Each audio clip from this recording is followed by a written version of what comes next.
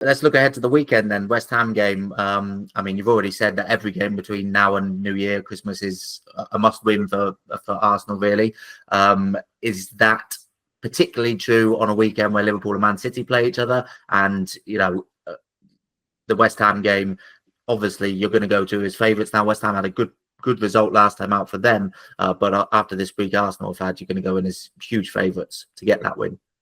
Yeah, and they got good memories of last season. I mean, that was the start of the unbelievable run, really. They'd got a couple of wins before that, and then they went to West Ham, battered them 6-0, and just sort of skyrocketed off on unbelievable run of form after that, scoring goals left, right, and centre. So I have some nice muscle memory from the London Stadium, I would think.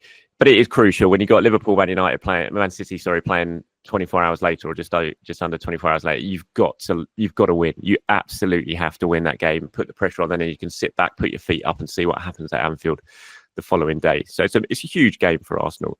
They know they've got that pressure on them now, Arsenal, where they've just got very little room for error. You can't be slipping up, and every away game is going to be tricky, but they've got to navigate it and get themselves 3 points. I thought West Ham was a great result against Newcastle, obviously, but yeah, Newcastle missed some big chances in that game and really should have punished West Ham. They didn't, and in the end, it looked like a fantastic away. Well, it was a fantastic away win at a really difficult place to go for West Ham. So you'd imagine that will give them a lift, but I think Arsenal would have seen enough from that game at St James's Park to think that they will be able to get some joy against this West Ham side. And as long as they defend well, which we saw yesterday they did, then I would back them to go to West Ham and get the points. Any selection issues for Arteta? You mentioned obviously Gabriel limped off, which we don't necessarily know the extent of yet. No, I mean, not yet. They'll be flying back. Well, they're probably just about arrived back now. And they'll be assessed at London Colney. He'll be assessed at London Colney. He'll be a down day today. I mean, fingers crossed there's nothing too bad. You saw as soon as Gabriel came off and Kivior came on, it was the one moment that Gyökeres got any joy in the game, was when he sort of was able to hold off Kivior and get shot away that Raya tipped onto the post. You don't want anything to happen to that partnership. It's absolutely essential that they stay fit for Arsenal. It didn't look too bad, so fingers crossed.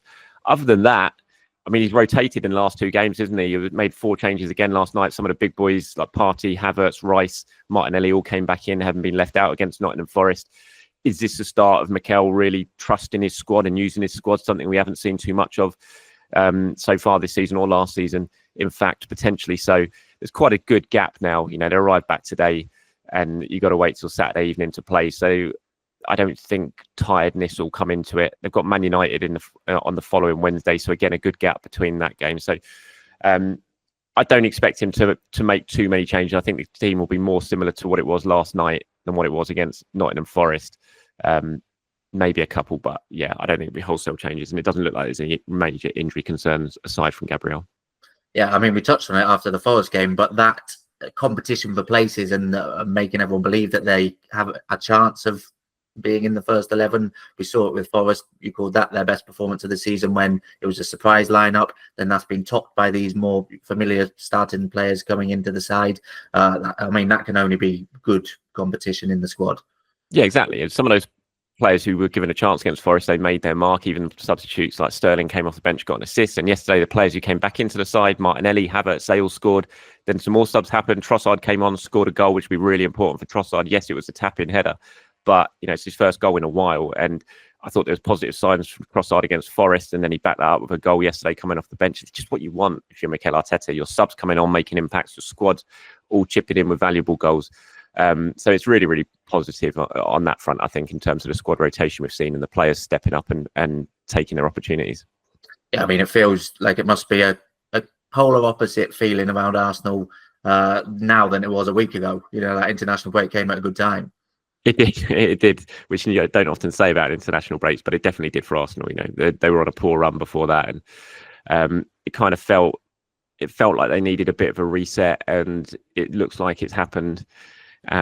Just got to continue it now. Obviously, it's been a really, I don't know if tough season is the right word, because they hadn't exactly been awful, but it's just been a really frustrating stop-start season for us. It's just never felt like it's got going, really. It's just been one thing after another, one suspension after the other, one injury after the other.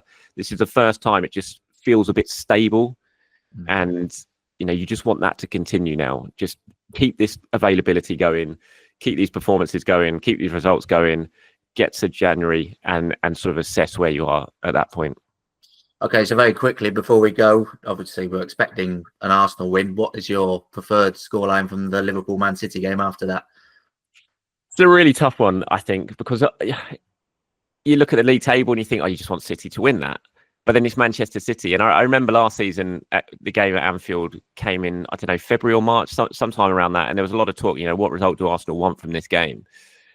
And it was like probably a draw, both teams to drop points. But then there was always the argument there from some Arsenal fans saying, you know what, no, you just, even though Liverpool are sort of clear at the moment, you want Liverpool to win that, because if you're fancying any side to go on a real run, it's Manchester City. Ultimately, it was a draw. People looked at that a good result at the time, and then City went on that remarkable run and pipped Arsenal to the post. And so you sort of look back on it and think, oh, it would have been handy if Liverpool had won that game. So, but I think the table looks different this time, doesn't it? The gap is so big.